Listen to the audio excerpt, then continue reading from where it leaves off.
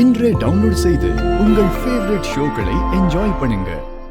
இன்னொரு super plan இருக்கு. என்ன பிளான்? சொன்னா திட்டக்கூடாது, அப்புறம் தப்பா நினைக்க கூடாது. சரி, நீ ஃபர்ஸ்ட் சொல்லு. 3 பேருக்கும் சரக்கு வாங்கி கொடுத்து சரக்கு வைப்போமா? என்னடி என்ன பேசிட்டு இருக்க? இல்லக்கா, வழக்கமா பசங்க மனசுல இருக்கிற கஷ்டத்தெல்லாம் சரக்கடிக்கும் போது பேசுவாங்கல்ல, அப்படியே ஒரு மாதிரி எமோஷனல் ஆகி கனெக்ட் ஆயிடுவாங்க. எப்படி இருக்கு? நம்ம என்ன பழக்கமே இல்லாதவங்களையா குடிக்க வைக்க போறோம்? சினிமால இன்னொரு விஷயத்தையும் நீ கவனிச்சிருக்கணும். என்னது? இதே மாதிரி நல்லா இருக்கவங்க சரக்கு அடிக்கிறோன்னு ஆரம்பிச்சு பேசக்கூடாத விஷயத்தெல்லாம் பேசி மனசுல இருக்கிற கோவத்தை எல்லாம் இறக்கி வச்சு பெரிய சண்டையாகி மொத்தமா பிரிஞ்சிருக்காங்க. அதெல்லாம் நீ பார்த்தது இல்லையா? இங்க பாரு, அது சினிமால மட்டும் இல்ல, நேர்லயும் நடந்திருக்கு. எல்லாம் உனக்கு தெரியாதது இல்ல. பிருந்தா, இந்த ஐடியாலாம் வேண்டாம். தப்பா போறதுக்கு நிறைய வாய்ப்பு இருக்கு. சரி விடுங்க, நானே 3 பேர்கிட்டயும் பேசி பாக்குறேன். ஏதோ என் பேச்சுல கொஞ்சமாவது அவங்களுக்கு சென்டிமெண்ட் இருக்கும்ல, சொல்றத கேட்பாங்கன்னு நினைக்கிறேன். இல்லன்னாலும் பேசிதான் பாக்கலாமே, என்ன ஆயிட போகுது? எப்படியும் ஒன்னா சேர்த்துடலாம். பேசி பாருங்க. ராமச்சந்திரன் குடும்பம் எங்கிருந்தாலும் கோயில் சன்னிதானத்துக்கு வரும்படி விழா கமிட்டி சார்பாக கேட்டுக்கொள்ளப்படுகிறது. ஏங்க, ஏங்க இங்க உட்கார்ந்துருக்கீங்க? சும்மாதான். நம்ம குடும்பத்தை தான் கூப்பிடுறாங்க.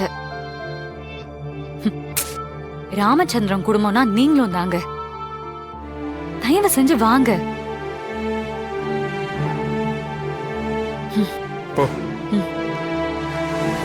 கண்மணி டெக்ஸ்டைல் சார்பாக ராகவன் 10,000 ரூபாய் கோயிலுக்கு நன்கொடையாக வழங்கியுள்ளார்.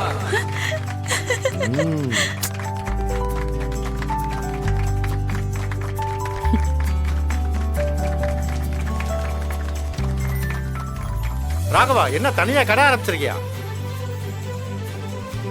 அண்ணே, எங்க ஊர்ல இருக்கிறவரு சென்னையில எங்க குடும்பத்துல என்ன நடக்குதுன்னு தெரிஞ்சுக்கிறதுக்கு உங்களுக்கு வாய்ப்பு இல்ல. எதுக்குன்னு எவனோ சொல்ற ஒரு கதையை கேட்டுக்கிட்டு இப்படி சம்பந்தம் இல்லாம கொளுத்தி போட்டுட்டு இருக்கீங்க. கொளுத்தி போடுறது அவரு கைவந்த கலையாச்சே இல்லனே. இல்லப்பா, நான் இப்ப என்ன தப்பா கேட்டேன்? ராகவன் கடை ஆரம்பிச்சு எனக்கு தெரியாதுப்பா. நான் என்ன இப்ப யதார்த்தமா தானே கேட்டேன், அதுக்கு போய் இப்படி எகிரிட்டு வரீங்க? சும்மா சொல்லக்கூடாது ராகவா. நீ தனியா கடை போட்டது மட்டும் இல்லாம தம்பியை விட நீ அதிகமா நன்கொடை கொடுத்துருக்கியப்பா. நீ நல்லா சம்பாதிக்கிற போல. ராகவா, ஊர்ல உங்க குடும்பத்துக்குள்ள கோளாறு, உங்க அப்பா எல்லாத்தையும் இழந்துட்டு நிக்கிறாருன்னு ஊருக்குள்ள என்னென்னமோ பேசுறாங்கயா. அத்தனை பேர் வாயும் ஒரே ஒரு நன்கொடையை கொடுத்து அடைச்சியா. என்ன ராகவா, பரவாயில்லப்பா, ராமச்சந்திரன் பேரை காப்பாத்திர போல இருக்க.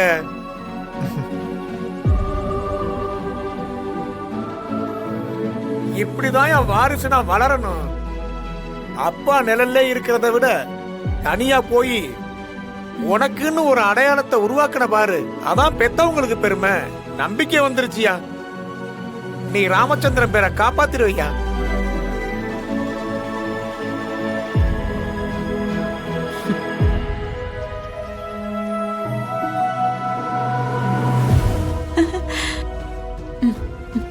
ஏமாரா, அந்த கடையை ஆரம்பிச்சு 2 நாள் தான் ஆகுது, அதுக்குள்ள அவன் 10,000 ரூபாய் நன்கொடை கொடுத்தானே. ஏன் எழுதக்கூடாதா? சம்பாரிச்சிருப்பான். 1,00,000 ரூபாய் எழுதிருக்கலாம். நம்மளால முடியாதுல்ல. எனக்கு எல்லாம் தெரியும்.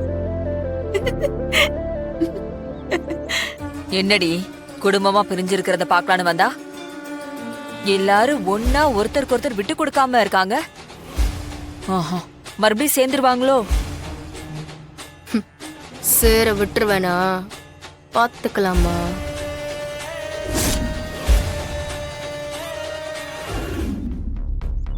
என்ன பெரியப்பா, அந்த விஜய் கிட்ட கடையை ஏமாந்ததும் இல்லாம பசங்க ஆளுக்கு ஒரு பக்கமா பிரிஞ்சு முறுக்கிட்டு நிக்கிறாங்க போல. டேய், அம்மா இல்லாம வளர்ந்த பசங்க அப்படிதான் ஆவானுங்க. எத்தனை நாள் ஒத்துமையா சேர்ந்திருக்க முடியும்? முன்னாடி எல்லாம் சொத்து இருந்துச்சு, இவரு பேச்சுக்கும் மரியாதை இருந்துச்சு. இப்பதான் எதுவுமே இல்லையே, அப்புறம் எப்படி? பாவம். இவரே அவனுங்களை அண்டி வாழ்ந்துட்டு இருக்காரு. ஆனா பாவ ராமச்சந்திரா உன் பிள்ளைங்க பிள்ளைகளுக்கு கொடுக்குற அப்பனை தான் நாங்க பாத்துருக்கோம். இப்படி மொத்த சொத்தையும் ஒருத்துக்கு எழுதி கொடுத்துட்டு பிள்ளைகளை நடு தெருவுல நிறுத்தின பாரு. உன்னை மாதிரி ஒரு அப்பனை பார்த்ததே இல்லையா? ஊரெல்லாம் உன் கதை தான். பொழுதானா உன்னை பத்தி பேசி பேசி சிரிக்கிறது தான் எங்க பொழப்ப. நல்லா இருக்குதியா உன் கதை.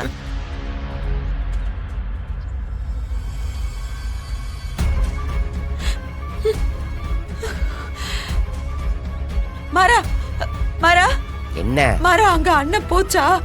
அந்த இடத்துல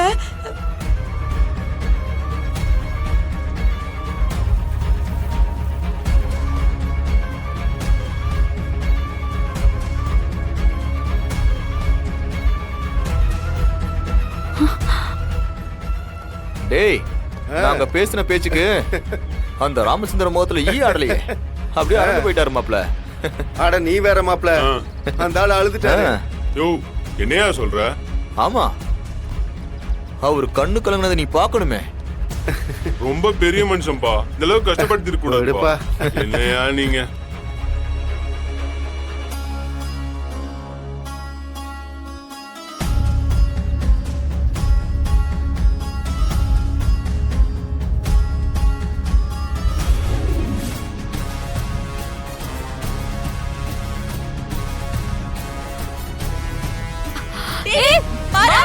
ஐயோ மாறா,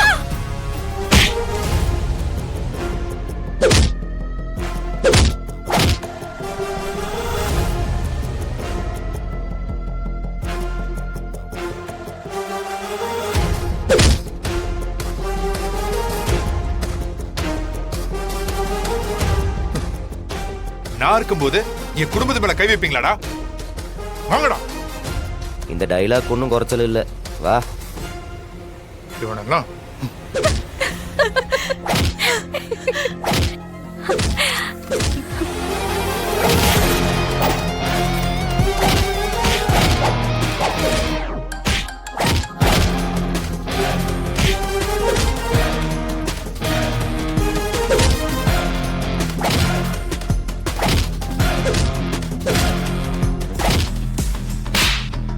வள்ளியம்மா, இப்பவே அடியாளுங்களை இறக்கிட்டீங்களா? இவ ஒருத்தி எப்படி கேக்குற பாரு. ஏன் பிள்ளைங்களை அடிக்கிறதுக்கு நானே ஆளை கூட்டிட்டு வருவேனா? இவனுங்க யாரோ பிணையம் பிடிச்சவனுங்க. அண்ணனை பத்தி தப்பா பேசினா பிள்ளைங்க சும்மா இருப்பாங்களா? அதான் இறங்கி வெளுத்து கட்டிட்டு இருக்காங்க. இப்ப தெரியும் ராமச்சந்திர பிள்ளைங்கன்னா யாருன்னு. இனிமே பேசுவானுங்களா இப்படி?